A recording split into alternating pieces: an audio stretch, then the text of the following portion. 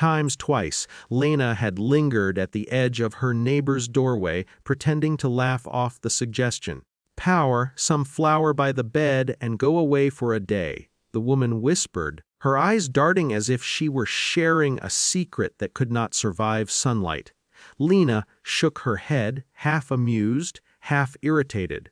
Yet she walked home. The thought clung stubbornly. It wasn't belief. She didn't believe, but there was something magnetic about testing it only to confront the absurdity of it. The act itself was quiet, deliberate. She carried the flower in a small sack, the weight of it heavier than expected. Every movement felt amplified, the sliding of the powder across the floorboards rustle as it hit the carpet near her husband's bed. Her heart thumped with a mix of guilt and mischievous anticipation, and then she left.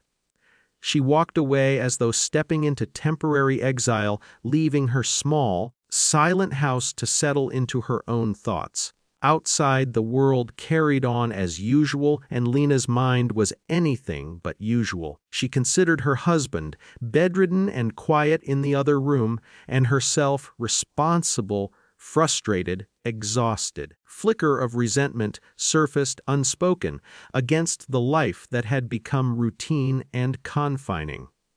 The thought of this small act, so trivial and bizarre, seemed almost like reclaiming a fragment of herself. Returning home, Lena hesitated at the threshold. She switched on the light, the mundane click echoing against the walls. And then she froze. The room, though unchanged in furniture and shape, felt different. Something she couldn't have anticipated had happened. Flower lay where she had placed it, but something about its arrangement, the shadows it cast, made her stomach tighten. Evidence of her act had merged with reality in a way she hadn't imagined. Denial whispered first. Maybe she was overreacting. It was just the angle of the light. She crouched, examined it. But her rationalizations faltered against the undeniable. There had been an external response to her curiosity.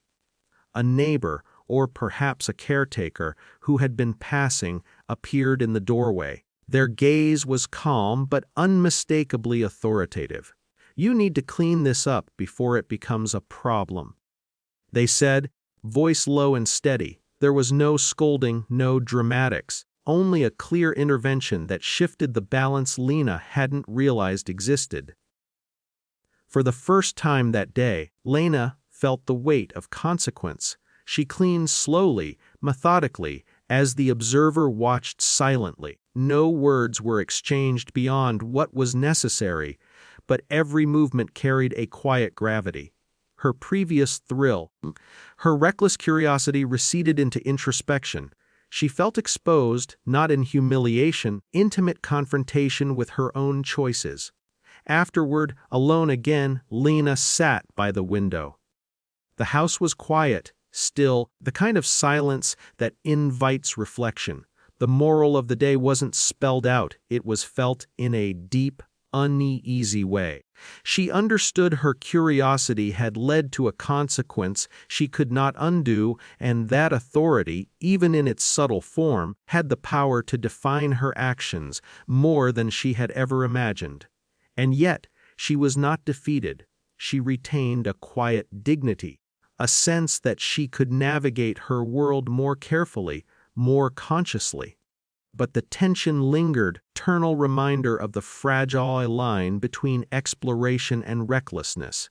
She stared at the floorboards where the flower had been, imagining the fine particles settling slowly, an invisible marker of a day that had changed her subtly but permanently. The story closed on that quiet ambiguity. Lena alone, reflective, altered. She had not been triumphant, nor had she suffered dramatic punishment.